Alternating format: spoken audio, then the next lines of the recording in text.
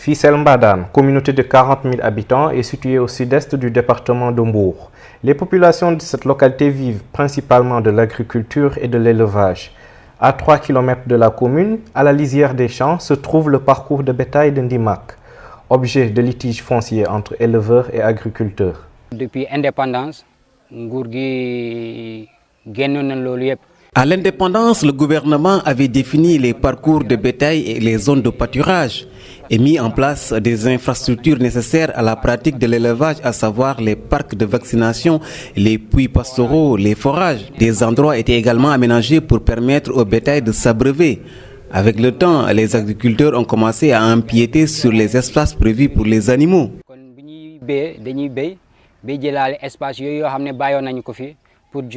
Selon le président de l'association des éleveurs, sur 20 propriétaires de champs, 2 bloquaient l'accès au pâturage, ce qui entraînait des risques d'affrontement entre agriculteurs et éleveurs qui pourtant ont des liens de parenté.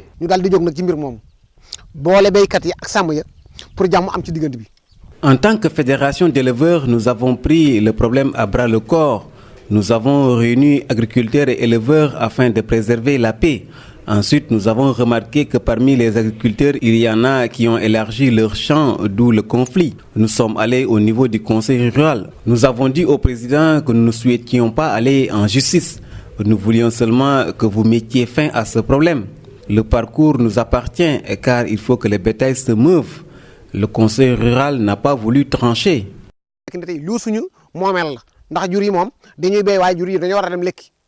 Suite à une formation initiée par l'Institut Panos, la radio communautaire Pentumi et le regroupement communautaire pour l'autodéveloppement de Fissel, RECODEF, vont développer la méthodologie CRC, Club Radio Citoyen, pour mettre un terme au conflit de Ndimak. Le format Club Radio Citoyen est une méthodologie développée par l'Institut Panos Afrique de l'Ouest. Il consiste à créer les conditions permettant à une organisation locale d'interagir avec une radio et d'influencer son agenda pour amplifier les voix des communautés sur leurs préoccupations quotidiennes. La méthodologie que nous avons utilisée ici, c'était les clubs radio citoyens.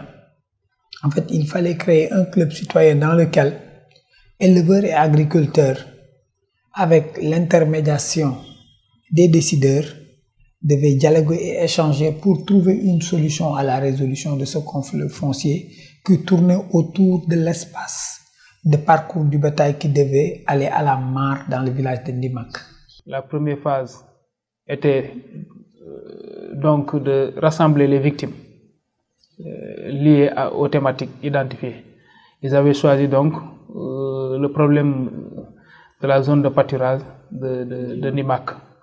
Ensuite, tous ces victimes ont été rassemblées. Ils ont parlé du problème, que ce soit les agriculteurs que les éleveurs. Ensuite, la radio est là pour couvrir l'événement. Ensuite, faire son travail de journalisme et diffuser ça à la radio. La deuxième phase, c'était de prendre les réactions des populations. Parce que dans l'organisation, il y a les victimes, mais il y a d'autres membres qui ne sont pas victimes ou bien qui ont des réactions par rapport aux problèmes posés, ou bien qui ont l'expérience par rapport aux problèmes. Ensuite, il y a aussi les techniciens au niveau local, que ce soit agricole ou élevage, donc qui étaient là, et les notables, pour pouvoir recueillir leurs réactions par rapport à ce que les victimes ont dit. Donc, c'était la deuxième phase. Et chaque phase, la radio était là, uniquement pour couvrir. Nous, on ne menait pas les débats. C'est l'organisation, avec son coordonnateur, qui menait les débats. Ensuite, nous, à l'issue donc de ces 2 phases, il était maintenant important, par rapport aux informations, de faire notre travail de journalisme, c'est-à-dire d'identifier des personnes ressources afin d'en débattre à la radio. Donc c'était la 3e phase. Par rapport aux victimes, on en a choisi on a choisi parmi les techniciens aussi et les autorités locales et ceux qui étaient là et des notables. On a fait un débat à la radio pour pouvoir parler de la question, qu'est-ce qui est à l'origine, qu'est-ce qu'on doit faire pour essayer de solutionner. Ensuite, il y avait la 4e phase qui était donc de faire un magazine par rapport, de recouper un peu tous ces éléments-là, et de venir à la radio et de faire un magazine.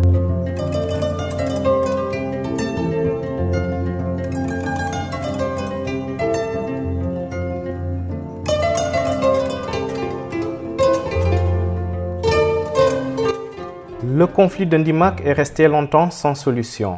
Hadi Sen, membre de l'équipe du conseil rural, a suivi toutes les péripéties du problème jusqu'à l'application de la méthodologie CRC.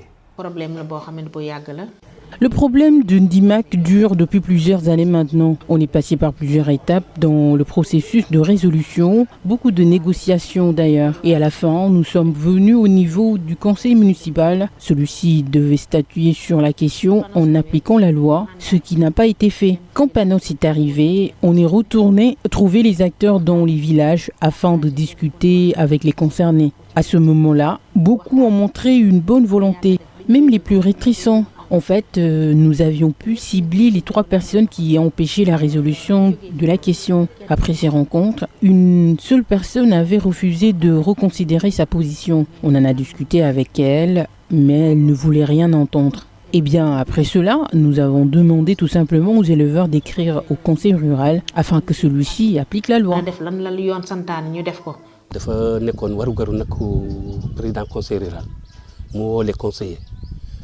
Il était du devoir du président du conseil rural d'envoyer la commission domaniale et de délimiter le parcours du bétail, de rendre une délibération, ensuite de soumettre les résultats au sous-préfet pour approbation afin que la décision soit appliquée.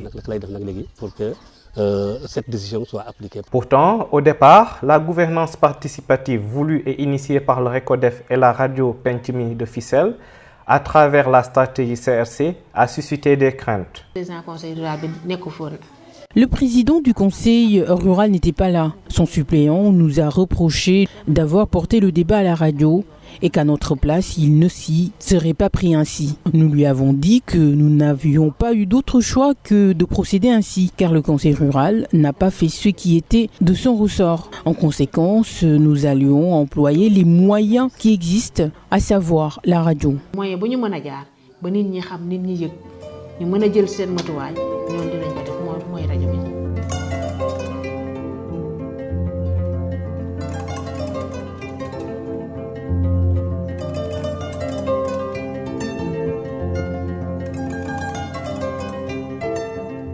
À Fissel, de janvier à février 2013, une approche participative novatrice sera mise sur pied pour le règlement d'un différend de manière pacifique. Les jeunes, le chef du village, les élus, les personnes influentes, tous ont été associés aux discussions au niveau de la commission domaniale. À chaque fois qu'on discute d'un problème, tout le monde participe. Ainsi, lorsque la question a atterri au niveau du conseil rural, on est persuadé que tout le monde a été impliqué dans la recherche de solutions. Présentement, on peut dire que le problème de Ndimak est réglé. Beaucoup de personnes ont changé d'opinion lorsqu'elles ont reçu les explications. Elles ont revu leur point de vue et sont devenues moins belliqueuses. Et là-dessus, la radio y a grandement contribué. Peut-être communication radio. Moi, je pense que la méthodologie CRC, c'est une bonne méthode. C'est une bonne méthode parce que ça permet une implication de beaucoup d'autres acteurs. Vous voyez l'organisation qui se lie avec la radio, qui se lie avec les éleveurs, qui se lie avec les agriculteurs, qui se lie avec les élus, les autorités locales, les chefs de village. Ça, c'est vraiment cette méthode. C'est une méthode en tout cas qui accroît la participation de tous les acteurs. L'utilisation de la méthodologie CRC a donné des résultats probants, notamment l'amorce d'un débat, ensuite une décision de la communauté rurale de procéder à une délimitation consensuelle du parcours et la pacification des relations. Cette expérience inédite peut être reconduite pour solutionner d'autres problèmes concernant la gestion du foncier.